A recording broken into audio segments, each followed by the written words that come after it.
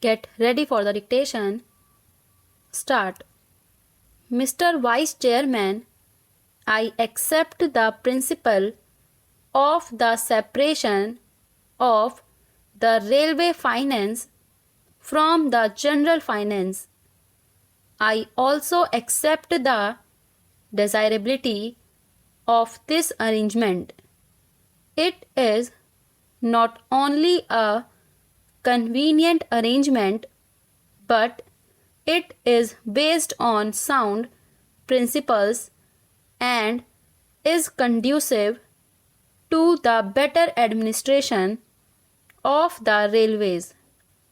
I also agree that the contribution of the railways to the general revenues should be in the shape of fixed dividends, but I cannot agree that the dividend should be fixed at 4%, and that is the crux of the whole report.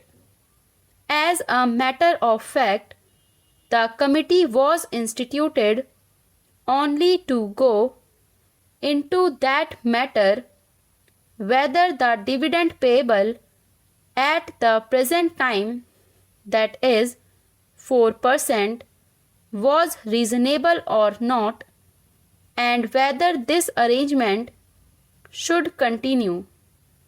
When I say that I do not agree to the rate of dividend, I wish to submit that enough material has not been placed in our hands to judge whether the dividend which is being fixed is fixed on some sound basis or not. The committee has not examined certain vital matters concerning the administration of the railways, and what I find is that the whole arrangement is very superficial. It appears to me that the railway administration and the finance administration came to an agreement, and the committee did not find it necessary, because of the agreement between the two ministries, to examine and go into the vital matters which affect this issue. It is not clear how this dividend, if fixed at 4%, is going to react on the working of the railways, and particularly on the future development of the railways, and also on the present structure of the fares and freights. This question has not at all been examined, and we do not know what reaction it is likely to have. These are very vital matters, and I think that they need a thorough examination before we can come to correct conclusion in this matter. As we know, there is a pressing demand for reduction in the railway fares, particularly for third-class passengers.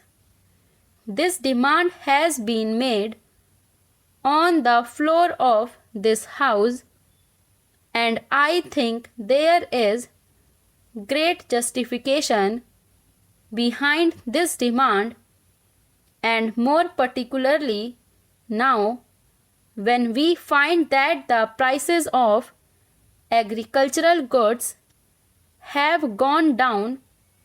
We will have to take into consideration the question whether the rural population, who will get much lesser return for their products now will be able to pay the same fares and freights. I also wish to draw your attention to the fact that the Federation of Indian Chambers of Commerce had submitted a memorandum to the Honorable the Railway Minister asking him for an examination and revision of the freight structure.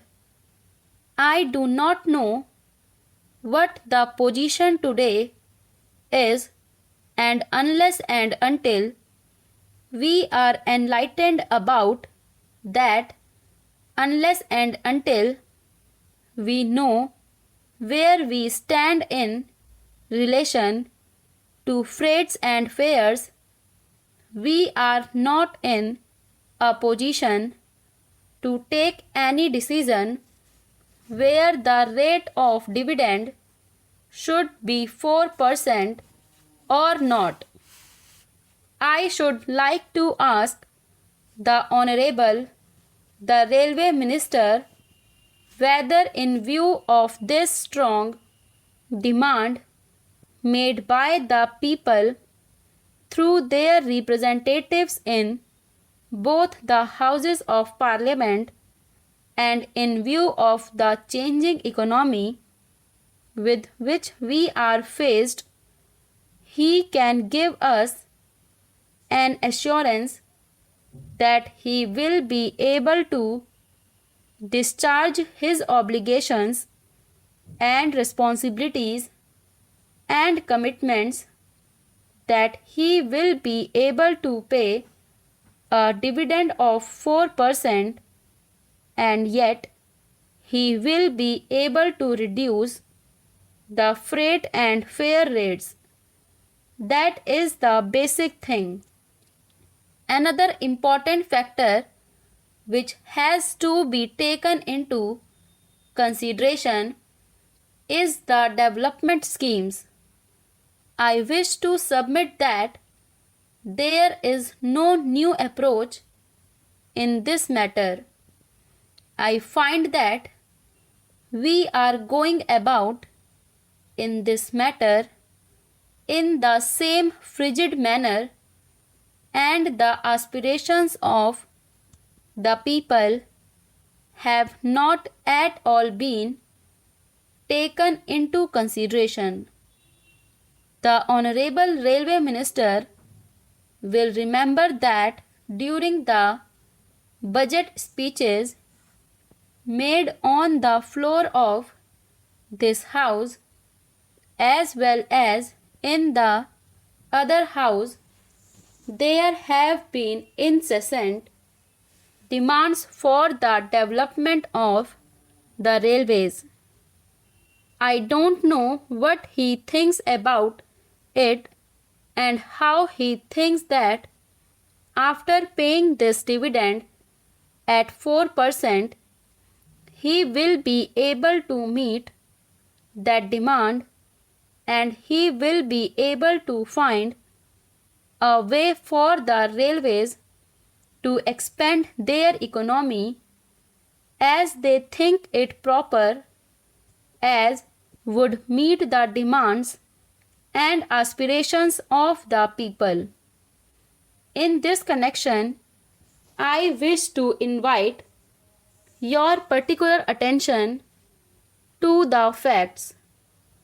I will be happy if we could pay even a larger percentage, but the fact is that we must be sure that the railways are in the present circumstances in a position to do so and yet discharge their responsibilities and obligations and satisfy the needs and demands of the people, which are legitimate and justified. Now, when we fix the dividend at 4%, what happens is that we also fix that of those projects which are to be considered as remunerative at 5% because the railways want a margin of 1%. What actually happens is that when we fix it at such a high level, because of this percentage, we find that not many new projects are really taken up, and we have been very seriously disappointed in this matter. I therefore think that in the present circumstances, the railways cannot afford to pay a dividend of 4%.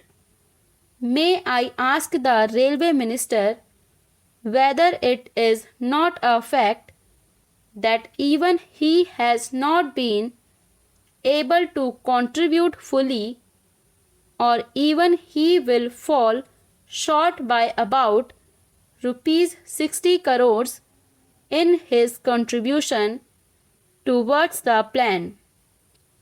Out of the rupees 400 crores that the railways have to contribute, I find from his speech that they are faced with a net shortfall of about rupees 62 crores.